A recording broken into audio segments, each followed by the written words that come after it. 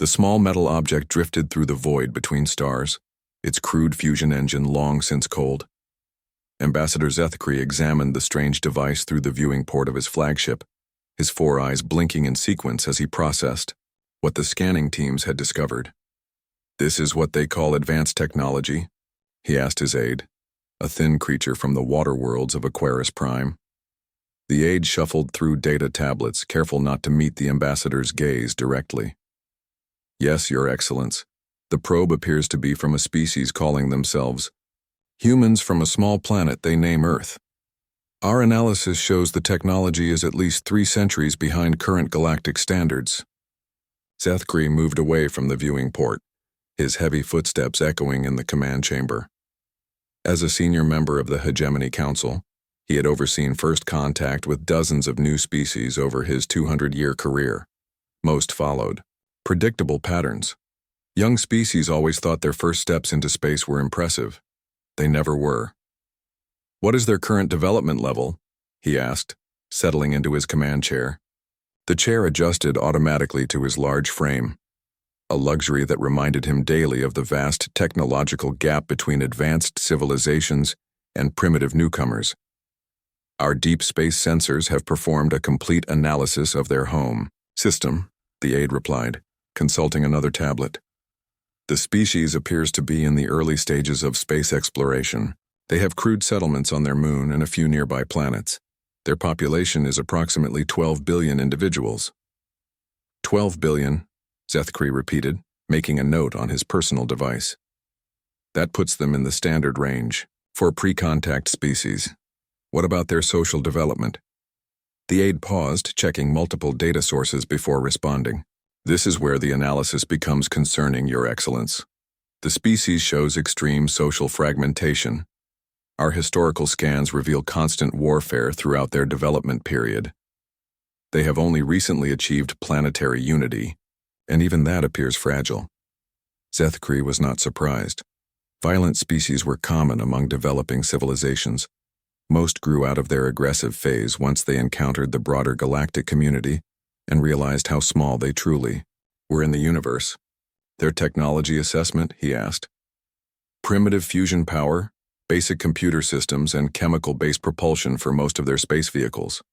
They do show some interesting developments in materials science and manufacturing, but nothing that would change our initial classification."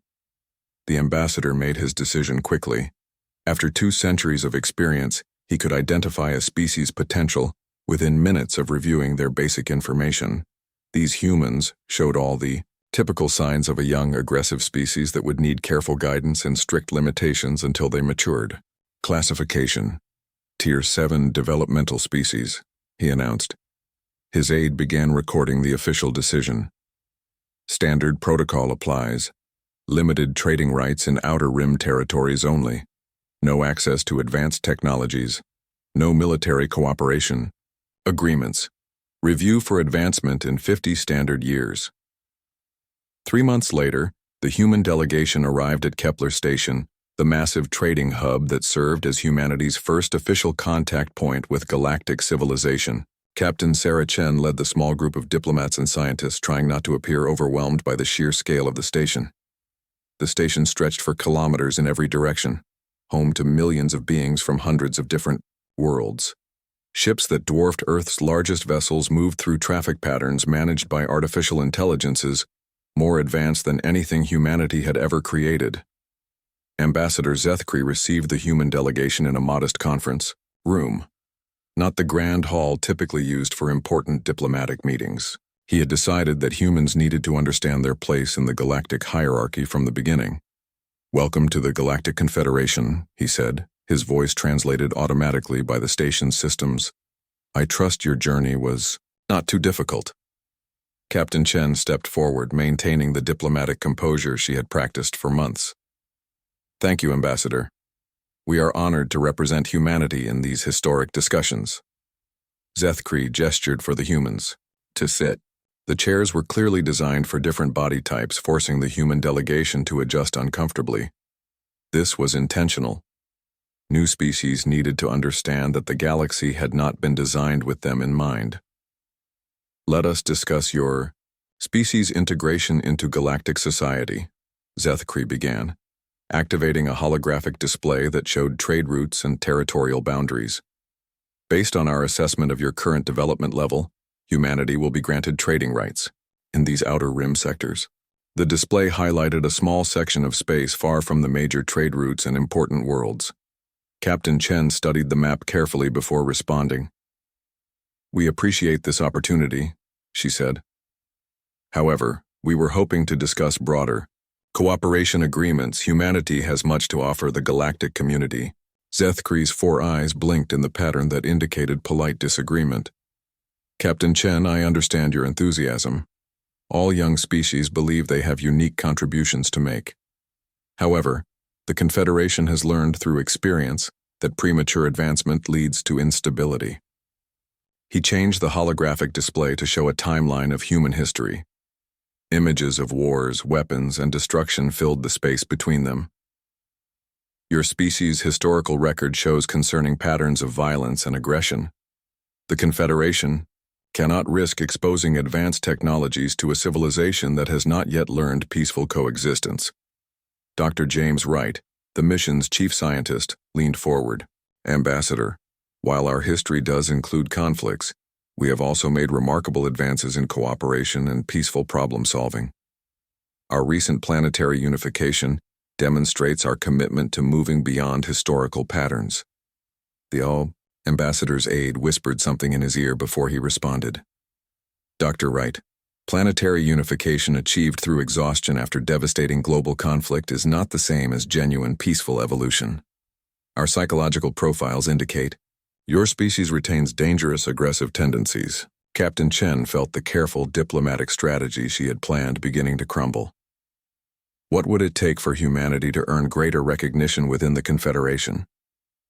Zethkri consulted his personal device, bringing up the standard development protocols. "Time, Captain, your species needs time to mature. Demonstrate peaceful development for several decades. Show that you can manage your aggressive instincts. Prove that you can contribute to galactic stability rather than threatening it." "Several decades?" Chen asked. "Perhaps a century," Zethkri replied. "Possibly longer, depending on your progress. The Confederation has existed for over 10,000 years, Captain. We have learned patience." The remainder of the meeting focused on technical details of trade agreements and communication protocols. Humanity would be allowed to establish one trading post in their assigned sector. They could purchase basic technologies and raw materials, but nothing that could be adapted for military use. As the human delegation prepared to leave, Zethkri offered what he considered encouraging advice. "Do not be discouraged by these limitations, Captain Chen. Every advanced species in the Confederation began with similar restrictions. Focus on internal development and peaceful growth. In time, perhaps your species will earn its place among the galactic community." Captain Chen shook the ambassador's hand, a gesture that required explanation since most galactic species had different greeting customs. "Thank you for your time, Ambassador. Humanity will not forget this opportunity." After the humans departed, Zethkri's aide asked, "Do you believe they will follow the development protocols, Your Excellence?" The ambassador was already reviewing reports from other potential contact species. Humanity was just one of dozens of primitive civilizations seeking recognition each year. "They will adapt, or they will remain isolated," he replied. "Most species choose adaptation once they understand the alternative. These humans seem intelligent enough to recognize their limitations." The aide made a final note in the contact report. "Shall I schedule a follow-up assessment?" "Standard protocol," Zethkri confirmed. 50 years should be sufficient time to evaluate their progress towards civilized behavior. Neither the ambassador nor his aide noticed the small human observation device that had been discreetly attached to their ship's hull during the meeting. Humanity's first lesson in galactic politics was now complete, but the education had flowed in both directions. The galaxy had underestimated them from the very first contact. That would prove to be a crucial mistake. 30 years had passed since humanity's first contact with the Galactic Confederation. The single human trading post at Kepler Station had grown into a modest but busy commercial operation. Captain Marcus Rodriguez watched the daily traffic from his office window. noting how human ships had become a familiar sight among the diverse vessels that visited the station. His assistant, Jennifer Park, brought him the weekly trade reports.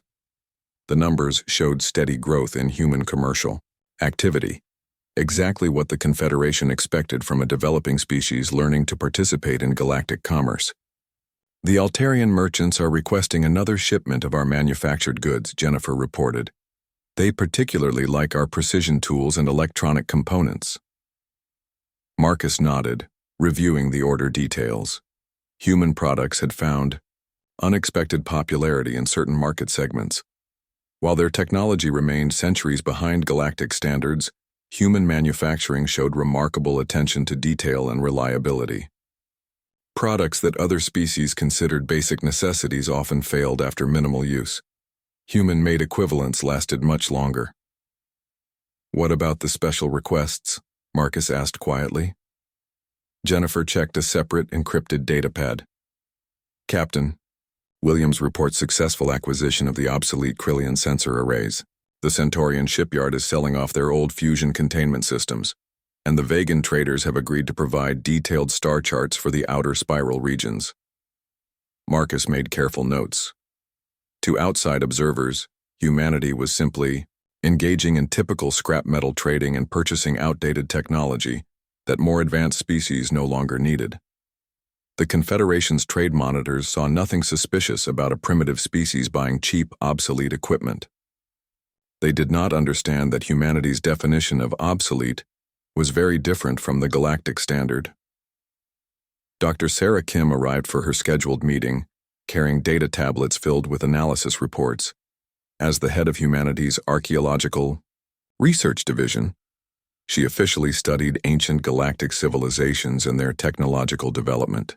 Unofficially, she was reverse engineering every piece of advanced technology humans could acquire through legal trade channels.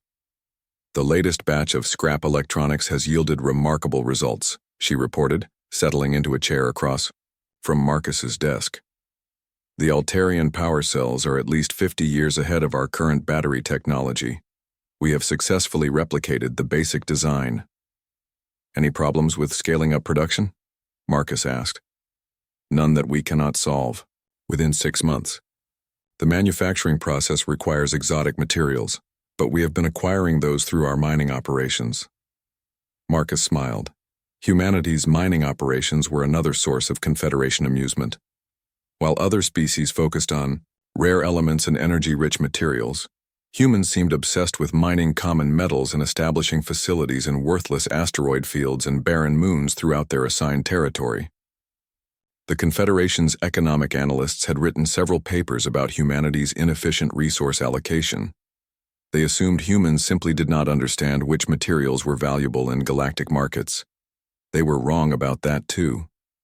Commander Lisa Chang arrived at the trading post aboard the merchant vessel Prosperity, one of dozens of human ships that made regular runs between Earth and the Outer Rim territories.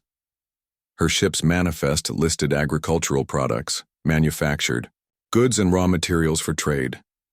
The hidden cargo holds contained something much more important.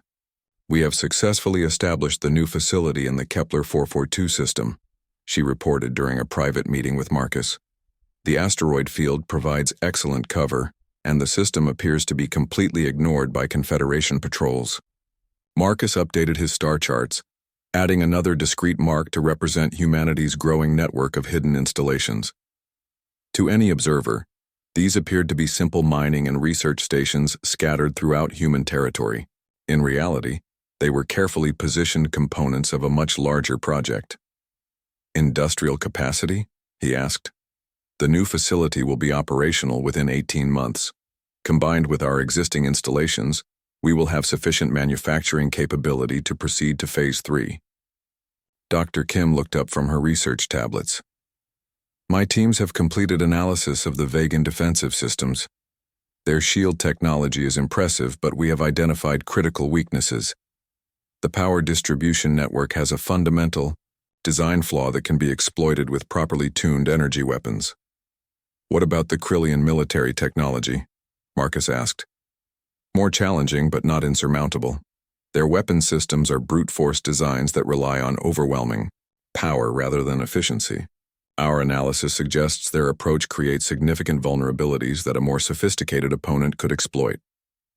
Commander Chang reviewed her intelligence reports. Speaking of the Krillians, there are increasing rumors about their expansion plans. Several independent worlds near the hegemony border have reported unusual Krillian military activity. Marcus was not surprised. Human intelligence networks had been tracking Krillian fleet movements for months.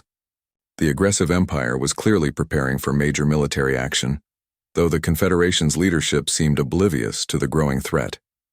"How much time do we estimate before they make their move?" he asked. 6 months to 2 years, Chang replied. Their logistics preparations suggest a campaign of unprecedented scale.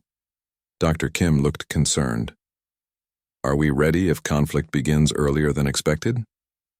Marcus consulted his secure communications device, checking the latest reports from Earth and the hidden facilities throughout human space. The news was encouraging. Industrial production is ahead of schedule. Military preparations are proceeding, within acceptable parameters. The research division has exceeded expectations in several critical areas. He paused, considering the implications of the intelligence reports. "We may need to accelerate certain aspects of the project." Jennifer Park, who had been quietly managing routine communications during the meeting, looked up from her workstation. "Sir, we are receiving a priority message from Confederation Command." Marcus accepted the secure transmission, reading the official communication with growing interest. After 30 years of treating humanity as a minor presence in galactic affairs, the Confederation was suddenly requesting their assistance. "The Krillian Empire has begun military operations against independent worlds in the Outer Spiral region," Marcus read aloud. "The Confederation is requesting support from all member species to counter this aggressive expansion." Commander Chang leaned forward. "What kind of support are they requesting?" Marcus continued reading. "Military vessels and personnel to assist in defensive operations. Each species is expected to contribute according to their capabilities." Dr. Kim asked the obvious question. "What are we going to tell them?" Marcus considered the situation carefully. Humanity had spent 30 years being dismissed as a primitive species with limited capabilities. The Confederation expected nothing more than token support that would allow them to claim all member species were united against Krillian aggression. "We will offer exactly what they expect," he decided. "A modest fleet of converted merchant vessels with basic defensive capabilities. Enough to demonstrate good faith, not enough to be taken seriously." "How modest?" Chang asked. 12 ships, Marcus replied. "Officially converted cargo vessels with minimal armament. We will select crews who can maintain the appearance of barely competent civilians pressed into military service." Jennifer Park was already preparing the official response. "Should I mention our limited combat experience and request assignment to rearguard positions?" "Perfect," Marcus agreed. "Let them believe we are nervous about participating in real military operations." Dr. Kim reviewed her technology assessments. "The equipment we provide to those 12 ships? Standard human technology only," Marcus E. instructed. "Nothing that would suggest capabilities beyond what the Confederation expects. Our crews will have to rely on superior tactics and training rather than advanced equipment." Commander Chang smiled grimly. "That should not be a problem. Our people have been training for this scenario for decades." As the meeting concluded, Marcus looked out at Kepler Station once more. The massive structure represented everything the Confederation assumed about galactic civilization. They believed that size and obvious power were the only measures of strength. They assumed that primitive species like humanity would naturally be overwhelmed by the complexity and scale of advanced galactic society. In 6 months or 2 years, they would discover how wrong those assumptions were. The Krillian Empire would serve as humanity's introduction to galactic warfare, but the real education would be for everyone else. The galaxy was about to learn that 30 years of dismissing humanity as harmless traders had been a catastrophic mistake. The question was not whether humanity could contribute meaningfully to the fight against Krillian expansion. The question was whether the galaxy was ready for the answer. Admiral Vasktol stood on the bridge of his flagship Eternal Dominion.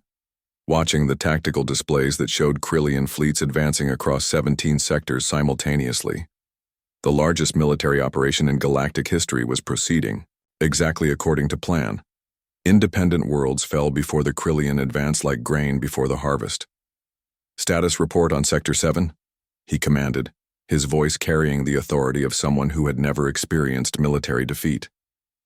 "The Centaurian defense fleet has withdrawn to their inner systems," his tactical officer reported. "Resistance is minimal. Our advance elements report they will reach the core worlds within 6 standard days." Vascatul nodded with satisfaction. The Confederation's military response had been predictably disorganized and ineffective. Decades of peace had made them soft and slow to react. By the time they organized meaningful resistance, the Krillian Empire would control enough territory and resources to make counterattack impossible. "What about the token forces from the minor species?" he asked with amusement. His intelligence officer consulted a data tablet. "The Altarian traders have provided 37 patrol vessels. The Vegan colonies sent 42 converted cargo ships, and the humans have contributed 12 vessels." 12, Vascatul repeated, laughing. "The entire human contribution to this war is 12 converted merchant ships. Their species truly understands their place in the galaxy." The bridge crew joined their admiral's laughter. Throughout the Krillian fleet, humanity's modest contribution had become a source of entertainment. Military analysts had calculated that a single Krillian dreadnought could destroy the entire human fleet within minutes. "Where have they been assigned?" Vascatul asked. "The Confederation Command placed them in Sector 4 with other minor species contingents. They are providing rearguard support for the main defensive lines." "How thoughtful of them to keep the primitives out of real combat," the Admiral said. "We would not want humanity's 12 brave warriors to be hurt." 3 days later, the situation in Sector 4 changed dramatically. The Krillian 7th Fleet, numbering over 800 vessels, encountered unexpectedly strong resistance around the Kepler 442 system. What should have been a routine advance became a grinding battle that lasted for hours. Commander Elena Vasquez watched the tactical situation develop from the bridge of the merchant vessel Defiant Trader, officially designated as the flagship of humanity's fleet. Her 11 sister ships maintained standard formation nearby. Their converted cargo holds hiding modifications that no Confederation inspector had ever discovered. "Krillian fleet composition?" she asked her tactical officer. Lieutenant Commander James Park checked his sensors. 743 vessels confirmed. Standard Krillian battle formation. Mix of dreadnoughts, cruisers, and escort vessels. They are advancing on the inner system defenses. Vasquez reviewed the intelligence data humanity had gathered on Krillian military tactics over the past 30 years. Every piece of information had been carefully analyzed and used to develop specific countermeasures. Status of the Confederation. Defense fleet. Withdrawing to secondary positions. They appear to be following standard retreat protocols. Vasquez opened a communication channel to the other human vessels. "All ships, this is Defiant Trader. Begin tactical deployment according to Plan Omega. Remember, we are supposed to be frightened civilians who got lucky." The 12 human ships broke from their rearguard position and moved toward the advancing Krillian fleet. To outside observers, it appeared to be either a suicide attack by desperate amateurs or a navigation error by inexperienced crews. The Krillian fleet commander, Sub-Admiral Crexton, noticed the small human formation approaching his forces. The tactical display showed 12 tiny vessels moving toward over 700 Krillian warships. "Are those humans actually attacking us?" he asked his officers. "It appears so, sir. Their communication channels are filled with panicked chatter. They seem to be arguing about whether to retreat." Crexton was genuinely puzzled. "Perhaps they do not understand the scale of our fleet. Their sensors might be malfunctioning. Should we warn them off, sir?" The sub-admiral considered the question. Destroying 12 primitive vessels would serve no tactical purpose and might create diplomatic complications after the war ended. But allowing them to interfere with military operations was also unacceptable. "Open a communication channel," We will give them one opportunity to withdraw. Before the communication could be established, the human ships suddenly changed course and accelerated beyond their supposed maximum velocity. The tactical display showed impossible movement patterns as the 12 vessels split into 3 groups and approached the Krillian fleet from multiple directions. "Sir, those ships are moving faster than our intelligence reports indicated," the sensor operator announced with concern. "How much faster?" "Approximately 40% beyond their rated maximum speed." Crexton frowned. Intelligence errors were common, but this was a significant discrepancy. "Target the lead vessels. We will eliminate this distraction quickly." The Krillian fleet opened fire with enough weaponry to sterilize a planet. Energy beams that could penetrate standard military shields converged on the approaching human ships and missed. The human vessels twisted and turned through space with agility that defied physics. Ships that should have moved like cargo haulers maneuvered like fighter craft. Energy beams that should have vaporized them passed harmlessly through empty space as the humans seemed to anticipate every shot. "What is happening?" Crexton demanded. His tactical officer was frantically checking sensor readings. "Sir, the human ships appear to be equipped with some form of advanced maneuvering system. Their evasion patterns suggest they can predict our targeting solutions." Before anyone could respond, the human ships opened fire. Their weapons were not the primitive energy cannons expected from converted merchant vessels. Focused particle beams struck Krillian shields with surgical precision, finding weak points that should have been impossible to target. The Krillian escort vessels began taking damage, not the overwhelming destruction expected from advanced weaponry, but precise strikes that disabled critical systems. Engines failed, weapon arrays went offline, and shield generators overloaded. "How are they doing this?" Crexton shouted. The sensor operator's voice carried growing alarm. "Sir, I am reading massive power signatures from the human vessels. These are not converted cargo ships. These are purpose-built military vessels designed to appear primitive." The battle continued for 23 minutes. The 12 human ships moved through the Krillian formation like dancers, never staying in one position long enough to be targeted effectively. Their weapons found weak points with uncanny accuracy, methodically disabling Krillian vessels one by one. When retreat became inevitable, Commander Vasquez opened communication channels to her fleet.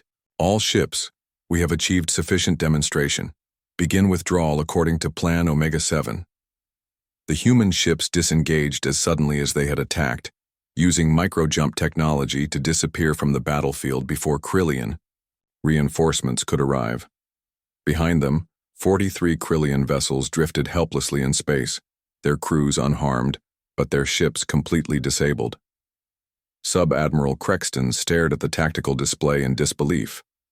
12 primitive human ships had just accomplished what an entire Confederation fleet had failed to achieve. They had stopped a Krillian advance. "Damage report," he commanded.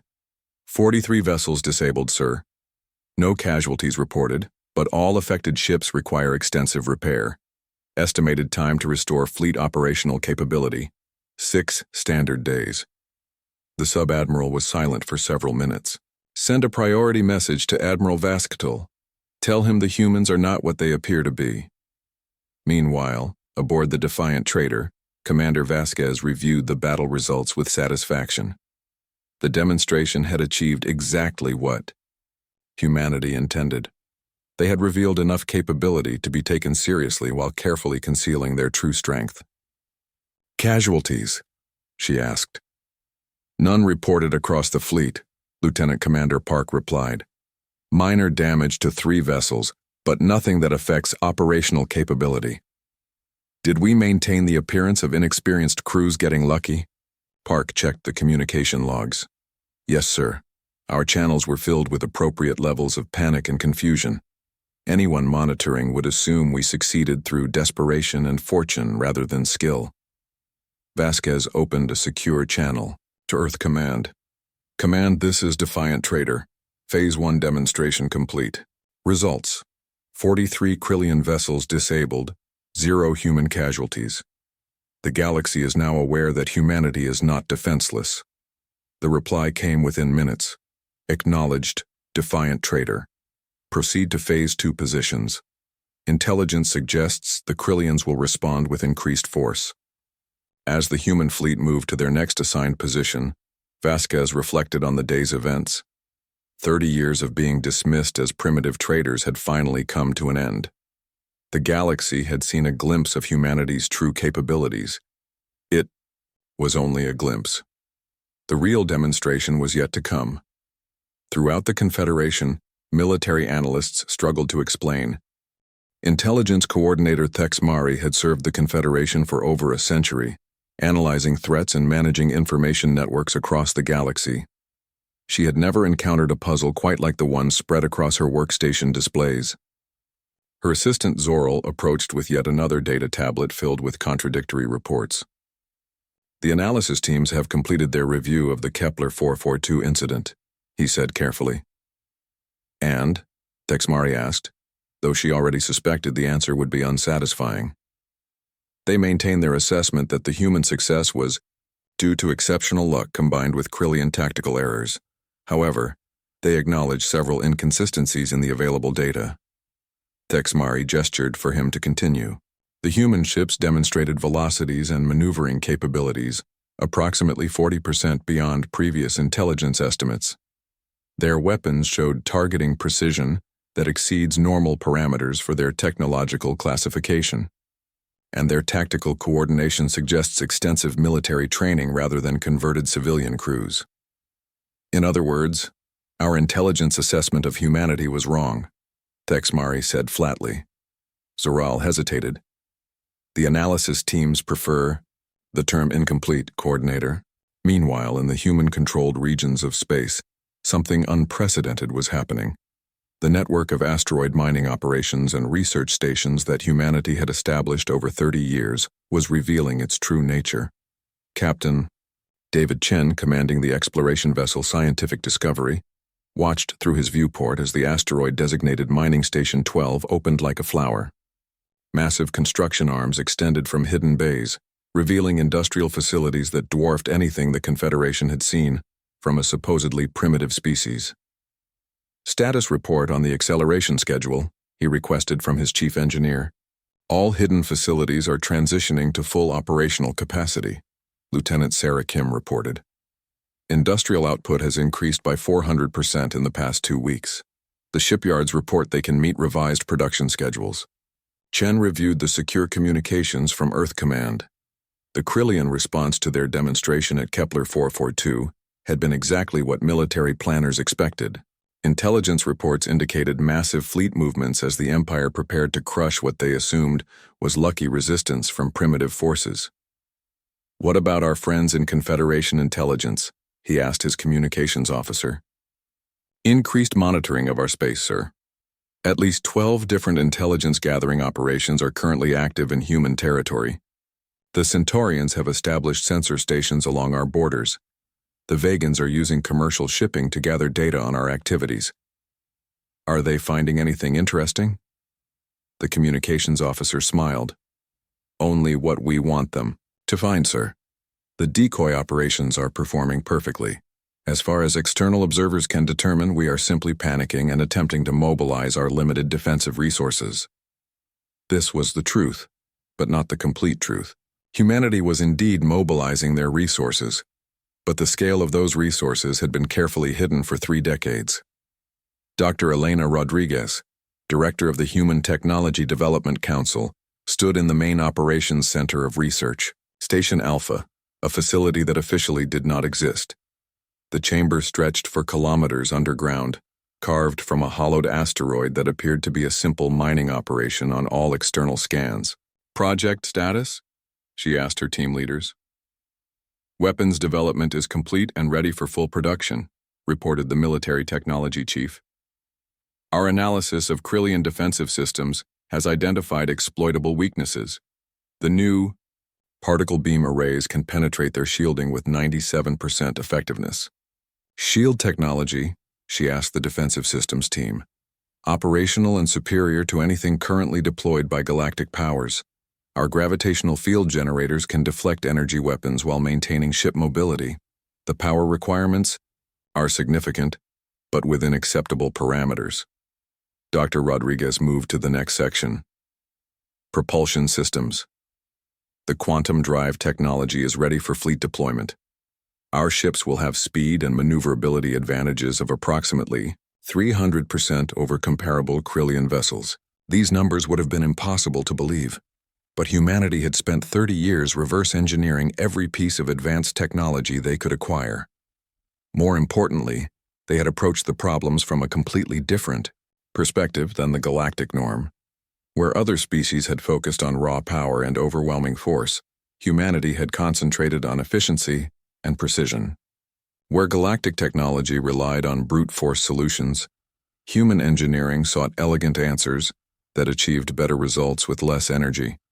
The result was technology that appeared primitive on the surface, while delivering performance that exceeded anything the galaxy had seen. General Lisa Park, commanding officer of the Human Defense Forces, received the weekly intelligence briefing in her secure office on Earth. The reports painted a clear picture of galactic confusion and growing concern. The Krillians are mobilizing the Grand Armada, her intelligence chief reported. Current estimates suggest over 3,000 vessels will be committed to eliminating what they perceive as the human threat. 3,000 ships to deal with our 12-vessel demonstration fleet? General Park asked with amusement. The Krillian Empire does not believe in taking chances, General. Their analysis suggests that humanity might possess hidden military capabilities. They intend to eliminate any possible threat with overwhelming force. General Park reviewed the tactical assessments. And the Confederation response? Mixed signals. Official policy maintains that humanity is a minor species with limited capabilities. However, intelligence services are conducting extensive investigations into our true military potential. How extensive? The intelligence chief consulted his secured data tablet. Confederation spy networks have identified several of our research facilities.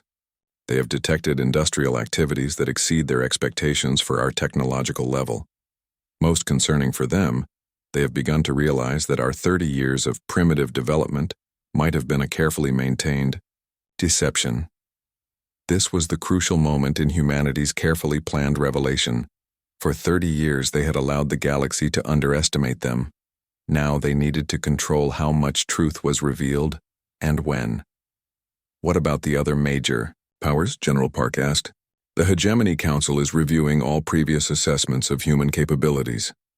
Ambassador Zethkri has requested a complete intelligence review of our first contact protocols.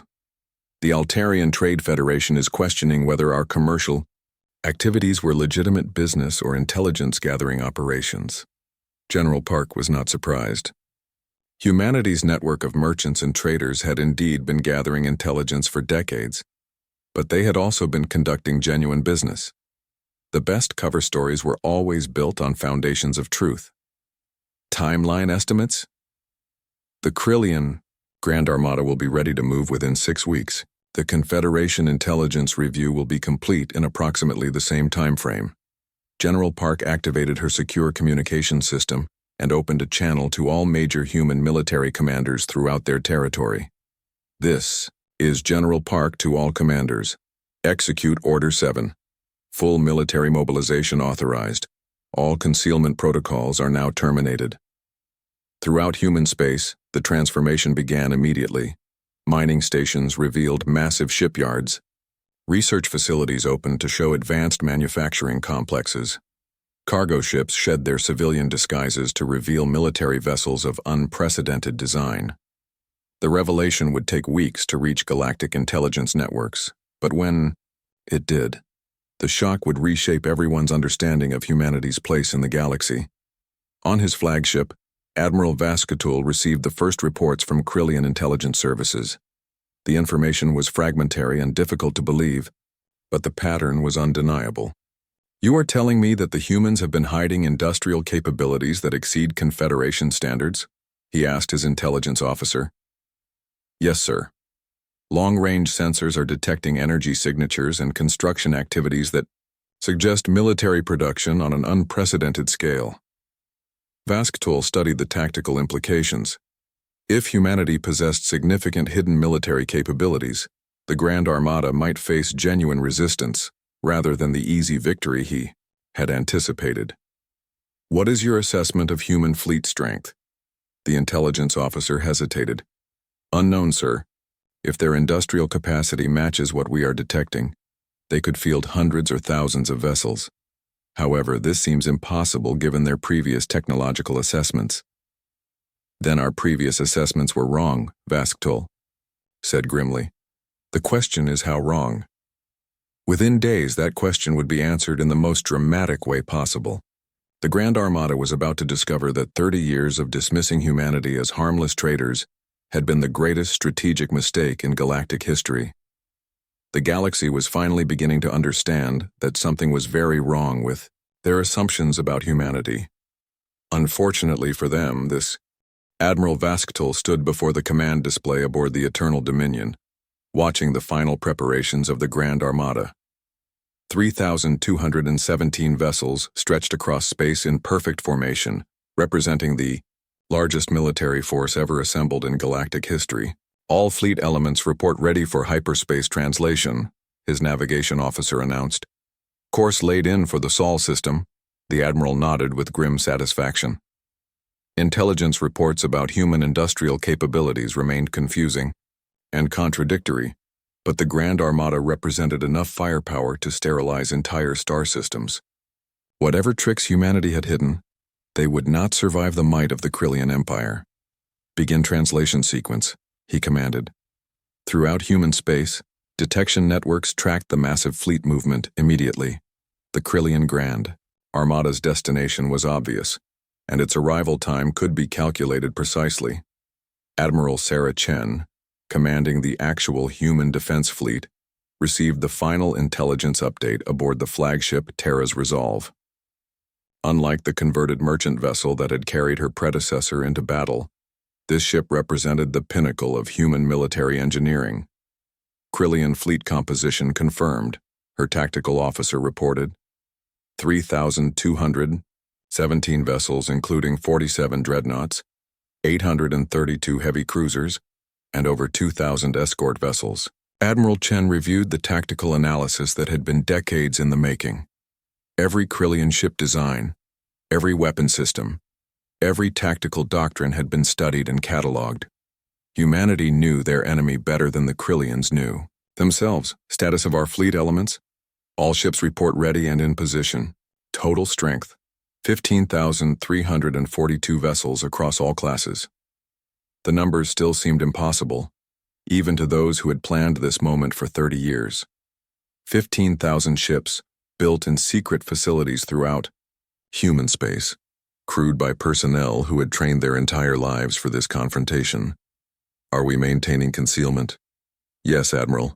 All vessels are positioned behind planetary masses and asteroid fields. Stealth systems are active. Long-range scans will show only normal system traffic until we choose to reveal ourselves. Admiral Chen activated the fleet communication system. All commands, this is Admiral Chen. The enemy will arrive in approximately 4 hours. Today, we show the galaxy who we really are. On Earth, President Maria Santos addressed the Planetary Council in emergency session. The revelation that was about to unfold would change humanity's relationship with the galaxy forever. The Krillian Grand Armada is approaching our system with the intent to destroy Earth and eliminate humanity as a factor in galactic affairs, she announced to the assembled representatives. They believe they are attacking a primitive species with token defenses. She activated the holographic display that showed the true scope of human military preparations. They are wrong. For 30 years, we have allowed the galaxy to underestimate us while building the most advanced military force in known space. Today, that deception ends. The council members stared at the tactical displays in amazement, ships of designs they had never seen. Weapon systems beyond their understanding and industrial capabilities that dwarf the most optimistic projections. How many people knew the truth? Asked the representative from Mars Colony. Fewer than 10,000 individuals across all of human space, President Santos replied. The secrecy was necessary to maintain the deception until we were ready. And now we are ready. Now we are ready. The Krillian Grand Armada emerged from hyperspace, at the edge of the Sol system with the precision of a military force that had never known defeat. Admiral Vasktul expected to find desperate defensive preparations around Earth, and perhaps a small fleet of converted civilian vessels. Instead, his sensors detected what appeared to be normal system traffic. A few cargo haulers moved between the planets. Some mining operations continued in the asteroid belt. Earth itself showed no signs of military preparation or panic. "This seems too easy," his tactical officer observed. "Scan for defensive installations and military vessels," Vasktul ordered. The sensor sweeps revealed minimal defensive structures around Earth and no significant military presence.